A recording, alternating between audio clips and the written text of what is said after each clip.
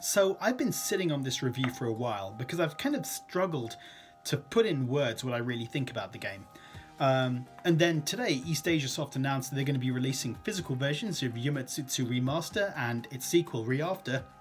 And so I thought, okay, let's stop wasting time. Let's just do a review, and I'm just going to hit record and just kind of wing it, wing the review without too much planning, because whenever I tried to plan it, it just wasn't working. So what's this game about?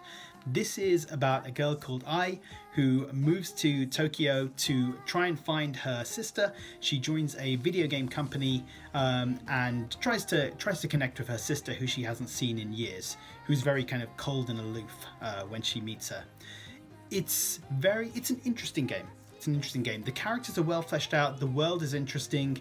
There are some unique kind of quirks to the world, which you kind of discover along the way, which makes it more interesting. It's a romance game, so there is kind of romance elements with other girls. All of that is interesting. You know, it's hard to say I enjoyed it, because it's not the kind of game I would normally kind of play. But actually, for a bedtime kind of game where you read it for 20 minutes and then go to sleep, I thought it was quite interesting for that. And you know, I always fall asleep easily when I read, so this was quite good actually for that kind of routine. But there isn't a lot of, there is some interaction, of course, you know, choices you make, but it is very much about you just kind of reading this story. And you know, if you're into visual novels, if you're into romance visual novels, then, you know, I think you'll probably enjoy this. It's not something I tend to gravitate to, but I did find it, like I said, I found it interesting. In terms of there's very little I can talk about in terms of mechanics, but you know, in terms of the interface, you can use a touch screen to turn pages, to move text along, or the buttons, and you can save at any point, which is always useful as well. The art of the characters, the kind of hand-drawn portraits, they were quite nice. You know, I thought the art was really good for this game. I think the one thing that really kind of holds it back or kind of taints the conversation is the price.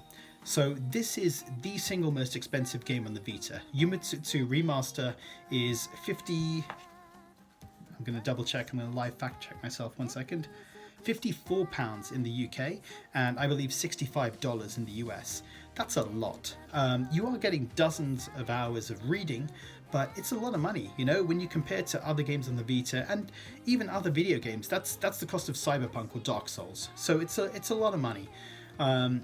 And I struggle to kind of justify, or it makes me struggle to recommend it, because that is a lot. If it was, say, you know, £25-30, I think it would be easier as something to recommend, to say if you're a visual novel fan, go for it. But that's a lot of money. And as you guys may remember, Vita games are not going on sale anymore. So it's always going to be that price. Now, given it's getting a physical release, I think that's probably the way to go if you're interested in getting it. You know, it'll likely maintain its value, or you know, you can buy it, play it, sell it, and you'll probably still make a profit. But it's really hard to recommend just because it's so expensive. I'm sure it's on Switch as well, and it may get cheaper on Switch eventually. So, or it may go on sale on Switch. So it may be better to wait for that. But it is an expensive game. But like I said, it's interesting. It's interesting. It's not something I'd normally go for, and I think you have to know that you would like that sort of game before investing that money, in my opinion.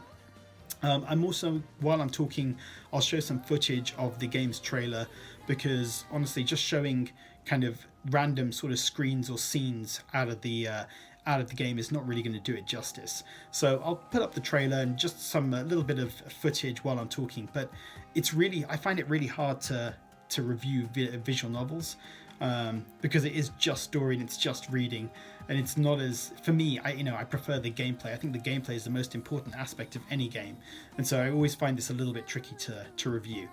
But you know, hopefully guys, you know, if this is something you're interested in, maybe you've already checked it out. So if you have checked it out, then let me know in the comments, what did you think of it?